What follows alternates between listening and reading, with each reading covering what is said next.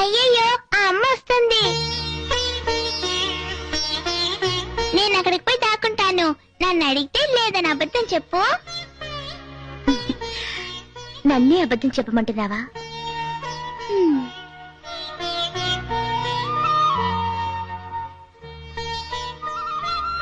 అమ్మా, నీతో పోటీ పడి గెలవడం నా వల్ల కాదు. అందుకని పోటీని మర్చిపోయి పూజ చేయడానికి వచ్చాను. నేను చేసే పాలాభిషేకాన్ని మనసారా నువ్వు స్వీకరించమ్మా.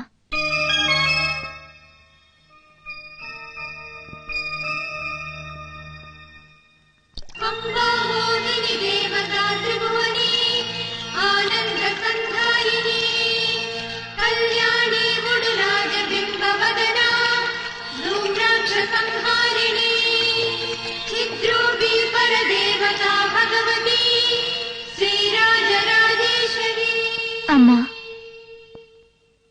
నీకు పాలాభిషేకం చేసిన నాకు ఓ వరమిస్తావా? ఏం వరం?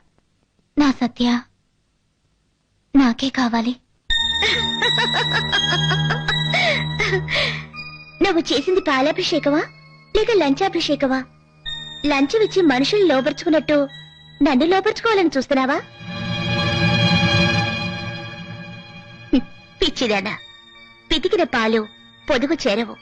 నా దగ్గరకు వచ్చిన బిడ్డ ఎప్పటికీ నీది కాదు. నువ్వు చేసిన పాలాభిషేకం నువ్వే తీసుకో.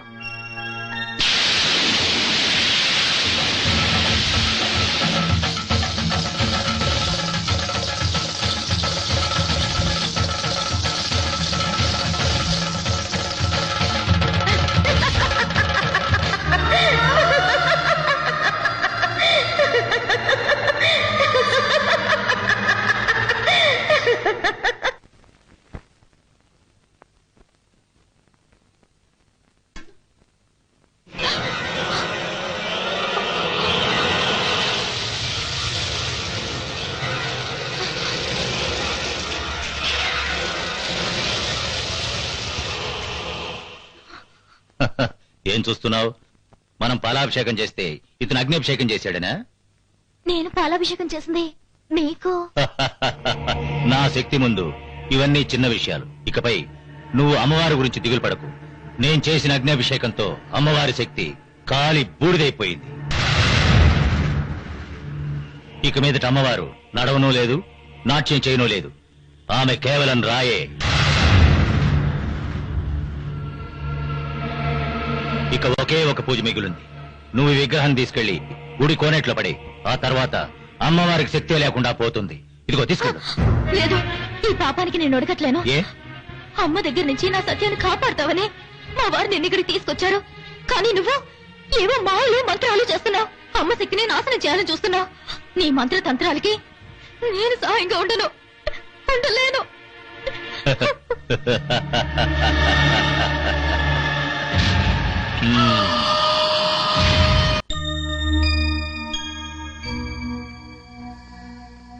సావిత్రి, ఏమండి, సరిగ్గా సమయానికి వచ్చారో? మీరు లేని సమయంలో ఆ మాంత్రికుడు అమ్మవారికి అగ్నితో అభిషేకం చేశాడు. అంతా నాకు తెలుసు. ఆయనతో మాట్లాడే వస్తున్నాను. ఆయన ఏం చేసినా మన మంచి కోసమే చేస్తాడు. ఏమండి, అందుకని అమ్మవారికి శక్తి లేకుండా చేయడం పాపం అండి. పాపపుణ్యాల గురించి ఆలోచిస్తూ కూర్చోలేము. మన అమ్మాయి క్షేమమే మనకిప్పుడు ముఖ్యం. ఆయన చెప్పినట్టు చెయ్యి. వద్దండి, ఇంకేం చెప్పొద్దు. అతని మాట తీరు ఏది నాకు నచ్చలేదు. అతని మంత్రాల వల్ల మనకే నష్టం అండి. ఇలా చూడు, మన క్షేమం కోరేవారిని మనమే తప్పు పట్టకూడదు. సావిత్రి, ఇప్పుడు నేను చెప్తున్నాను. ఈ దేవత బొమ్మను తీసుకెళ్లి కోనేట్లో పారాయి. ఏమిటి మీరునా? నీకు నీ భర్త కావాలనుకుంటే నేను చెప్పినట్టు చెయ్యి.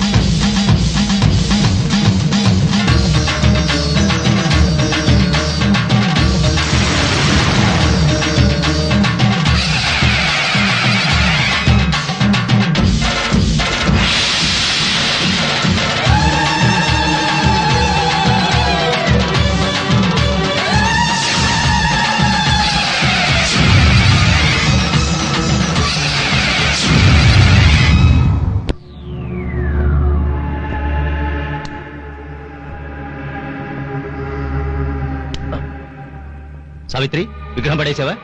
ఎక్కడ? కోనట్లోనేగా. కాదు. మరి ఎక్కడ వేసానో చూపిస్తాను రా.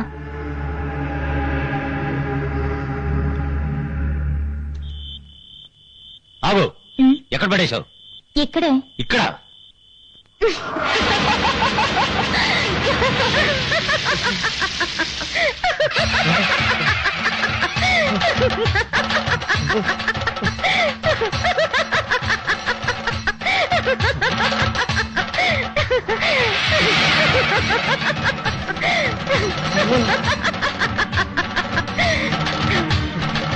నేనే బహువేషధారిణి, నా దగ్గర పగటి వేషాలా?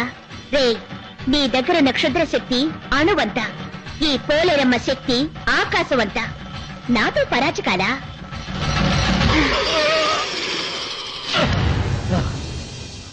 రోజు ఆ తల్లికి అంబలే ఇస్తున్నాను.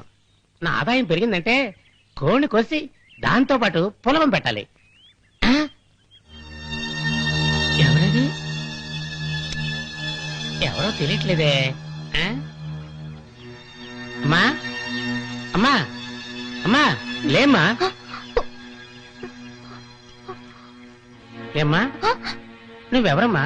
చూడ్డానికి గొప్పింటి అమ్మాయిలా ఉన్నావు, ఇలా అనాథపడినావంటమ్మా? నిజమే, ఇంకొద్ది రోజుల్లో ఆ పోలేరమ్మ నన్ను అనాథన చేస్తుంది. పోలేరమ్మ తల్లి? అవును, ఆమెకు మొండితనం ఎక్కువ. ఊర్లో ఉన్న పిల్లలందరినీ వదిలేసి నా బిడ్డ చుట్టూ తిరుగుతోంది. అదేమిటంటే సిగట అట్టహాసం చేస్తోంది. ఏంటమ్మా ఏదేదో చెప్తున్నావు? జరిగింది చెప్పమ్మా.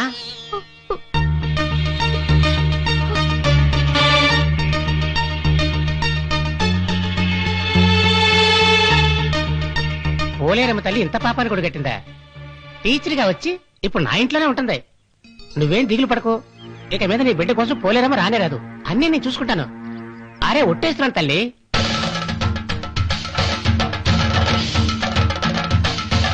తెలియకుండా వేసేసానే, అయ్యయ్యో వేసేసానే. ఇప్పుడు ఎలాగా? నీకోసమే వెతుకుతున్నాను.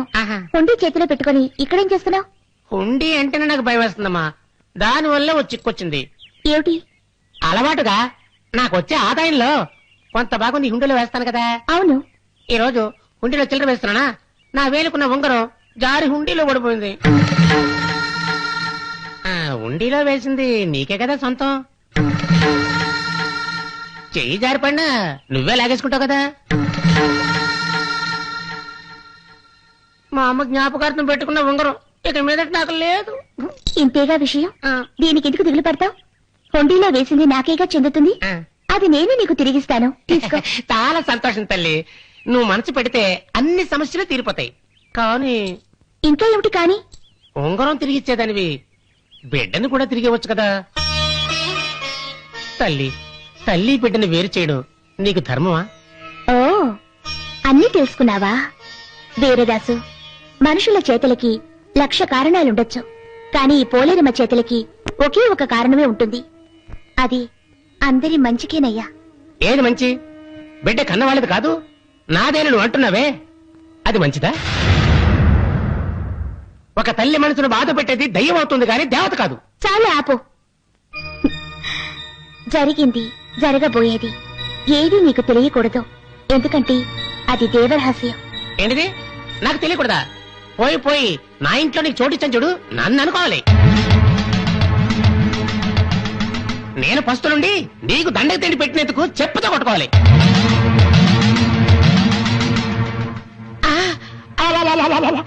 నన్ను క్షమించి తల్లి, నీ మనసు రాయిందని ఏదో తెలియకపోయాను. నువ్వన్న దాంట్లో తప్పేవి లేదు. రాయని, నేను రాయని.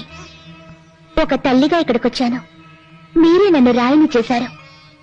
ఇక ఆ పాప విషయంలో ఏం జరిగినా నేను రాయని.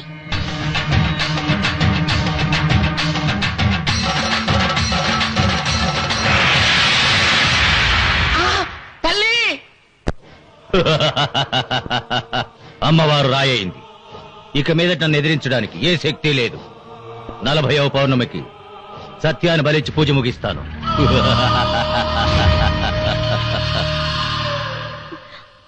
సావిత్రి, సావిత్రి, ఏమైంది సావిత్రి? ఎందుకు ఏడుస్తున్నా? ఏడవకుండా ఏం చెప్పంటారు? నేను వద్దు వద్దని ఎంత చెప్పినా మీరే వెరకుండా అమ్మవారి బొమ్మని కోరిట్లో వేయమన్నారు. నేను వేశాను. దాంతో ఆ దేవత కోపం వచ్చి విస్తరూపేస్తుందండి. ఏంటి వాగుతున్నావు? నేనెప్పుడు అమ్మవారి బొమ్మను కోనేట్లో వేయమని చెప్పాను? నిజంగా మీరే వేమని చెప్పారు. నేను నిజంగా చెప్తున్నాను, ఆ దేవత బొమ్మను నేను కోనేట్లో వేయమనలేదు. మీరు చెప్పలేదా? మరి మరి ఆ, ఆ, ఇప్పుడు అర్థమైందండి. ఇదంతా ఆ మంత్రగాడి పని. వాడిని ఇంట్లో చేర్చకండి, వాడేవో మాయలు మంత్రాలు చేస్తున్నాడన్నా మీరు వెళ్ళలేదు. చివరికి ఆ మాయావి మీ రూపంలో వచ్చి నన్ను మోసం చేశాడండి. నో, ఆయన గురించి నాకు బాగా తెలుసు. ఆయన చాలా మంచివాడు. ఆయన మన సమస్యలు తీర్చడానికి ఇక్కడికి వచ్చాడు. ఆయన అంటే నాలా వేషం వేయడబెట్టి ఇట్స్ ఇంపాసిబుల్. అది కాదండి. సావిత్రి, 24 గంటలు ఆ దేవత ఏం చేస్తుందో అని ఆలోచించి భయపడి చస్తున్నావు. ఆ భయంతో నువ్వేం చేస్తున్నావో, ఏం మాట్లాడుతున్నావో అసలు నీకే అర్థం కావట్లేదు. ఛే, ఈ కొంపలో మనశ్శాంతి లేకుండా పోయింది.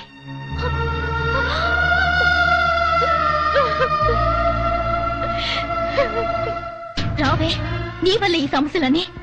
సావిత్రి, పాపం తీసుకుని ఎక్కడికి వెళ్తున్నావు? ఆ దేవతతో పోరాడి మనం గెలవలేమండి. వేరే మార్గం లేదు. పాపం తీసుకెళ్లి పోలేరమ్మ దగ్గర అప్పగించేస్తాను. నీకేమన్నా పిచ్చి పట్టిందా? కన్న తల్లి ప్రాణమనేస్తుంది కానీ కన్నబిడ్డను మాత్రం ఇవ్వదా? నువ్వేగా అన్నావు. అన్నాను. అలా అంటే తప్పని నాకిప్పుడు అర్థమైంది. పాప కంటే నాకు మీ మనసు అంతే ముఖ్యం. సావిత్రి, నువ్వే ఇలా మాట్లాడుతున్నావు? నేనే కాదు, నా పరిస్థితులు ఎవరున్నా ఇలాగే మాట్లాడతారు, ఇలాగే ప్రవర్తిస్తారు. దారదులండి. దయచేసి నేను చెప్పేది విను సావిత్రి, నువ్వు వెళ్ళొద్దు. అడ్రాకండి. అడ్డొస్తే నన్ను ప్రాణంతో చూడరు.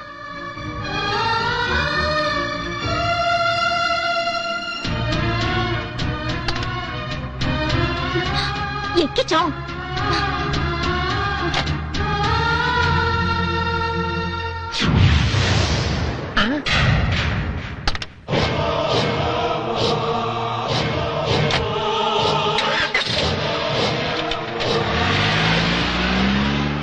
ఆరి దుర్మార్గుడా, ఇలా వేషాలు మార్చేస్తున్నాడేంటి?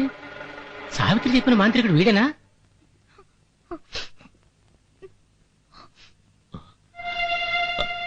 సావిత్రి, నువ్వు పాపం తీసుకుని ఇప్పుడే కదా గుడికి వెళ్ళావు.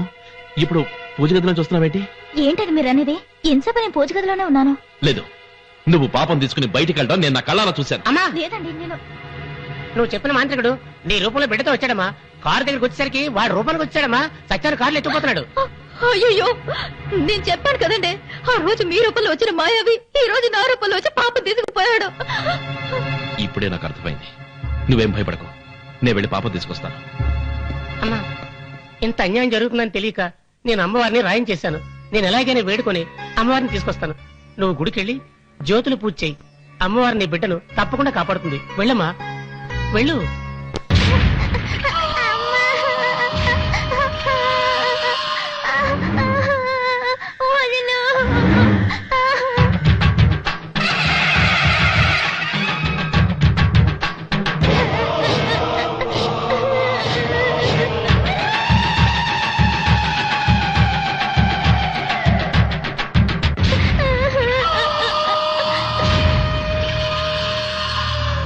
పాపని కాపాడతానని ఇంట్లోకి దూరి చివరికి నమ్మించి మోసం చేసి పాపను ఎత్తుకొస్తావా?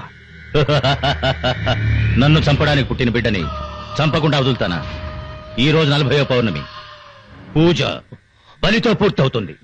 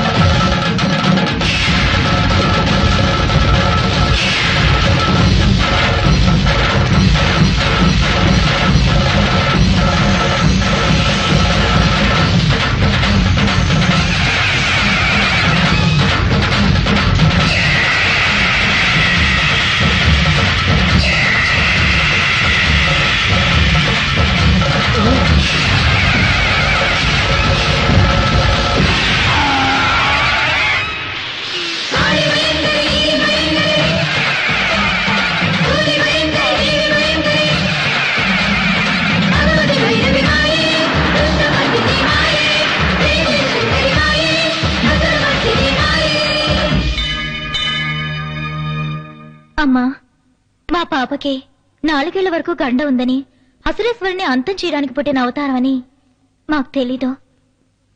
ఆ దుష్టుడి నుంచి కాపాడడానికే మా పాప వెంట నీడలా ఉన్నామన్న విషయం మాకిప్పుడే అర్థమైంది. విధి దేవరహస్యం. అది తెలుసుకుంటే మనుషులు తట్టుకోలేరు. అందుకే పాపని హుండీలో పడేలా చేసి నేనే తనను కాపాడుకుంటూ వచ్చాను. అసురేశ్వరుడి అంతంతో సత్య దగ్గరుండే అపూర్వ శక్తి అదృశ్యమైంది. ఇక పైన ఈ బిడ్డ నీకేనమ్మా సొంతం. ఈ బిడ్డ నీ గుళ్ళోనే ఉండాలి. మా పాపని మనస్ఫూర్తిగా నీకు అప్పగిస్తున్నాను. ఇప్పటికైనా ఒప్పుకున్నావుగా, అది చాలు. నా గుడికి సొంతమైన ఈ బిడ్డని నేనే నీకు తిరిగిచ్చేస్తున్నాను.